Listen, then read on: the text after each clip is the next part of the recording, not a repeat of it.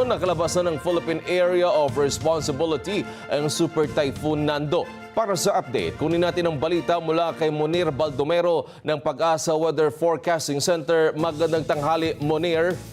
Magandang tanghali po Sir Wedge and magandang tanghali po sa lahat ng ating taga-subaybay. So para po sa latest update dito sa binabantayan po nating Super Typhoon Nando. So sa ngayon po is napanatili po ni Super Typhoon Nando yung kanyang strength. Ang kanyang lakas habang kumikilos ito west-northwest over West Philippine Sea. As of 10 a.m. kanina, yung sentro po ni Super Typhoon Nando ay namataan sa layong 385 kilometers west-northwest ng Calayan, Cagayan na may maximum sustained winds na 185 kilometers per hour at gustiness na umaabot ng 230 kilometers per hour. Kasalukuyan po itong kumikilos northwestward sa bilis na 20 kilometers per hour. Sa ngayon po, nakataas pa rin po ang wind signal number 2, particular dito sa western portion po ng Babuyan Islands, northwestern portion ng mainland Cagayan, at northern portion po ng Apayao at Ilocos Norte. Signal number 1 naman po dito sa Batanes, nalalabing bahagi po ng Babuyan Islands, nalalabing bahagi po ng Cagayan, northern portion po ng Isabela, nalalabing bahagi po ng Apayao, probinsya po ng Abra, Kalinga, Mountain Province, Ifugao, Benguet, Ilocos Sur, La Union at northwestern portion po ng Pangasinan.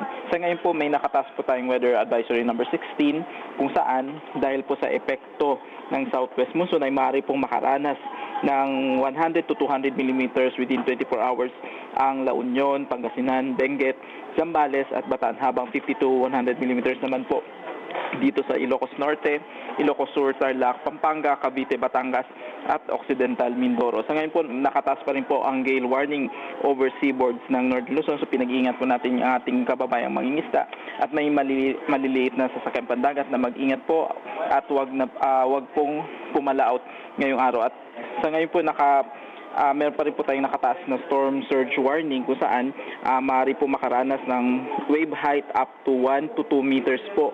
Particularly itong mga exposed coastal localities po ng northwest portion ng mainland Cagayan.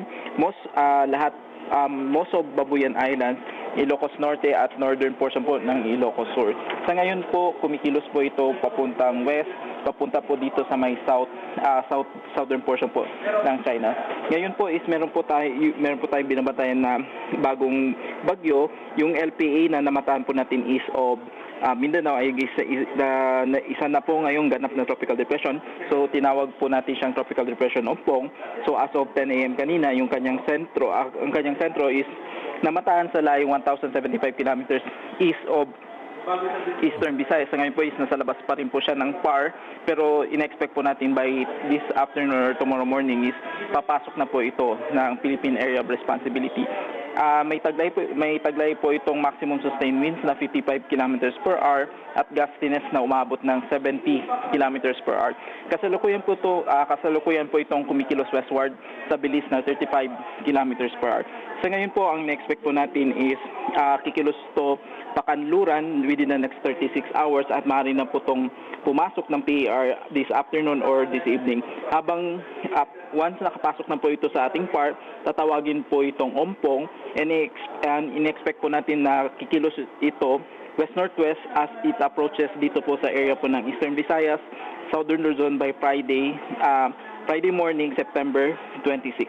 And in-expect po natin na tatawid po ito dito sa Southern Luzon area, particularly dito sa Bicol Region, Calabarzon, Mimaropa between Friday to Saturday at lalabas po ng PAR by Saturday evening po. So if ever po mag-intensify pa po itong si Tropical Depression Ompong, ang maaari pong itaas na signal warning is up to signal number 2, particularly dito sa portions po ng Southern Luzon at Eastern Visayas. At hindi po natin inaalis yung possibility na mag-intensify pa po itong tropical depression at maaari po tayong magtaas ng wind signal number 3 over some portions po dito sa may eastern part ng ating bansa. At yan po ang latest dito sa Pag-asa Forecasting Center, Munir Baldomero.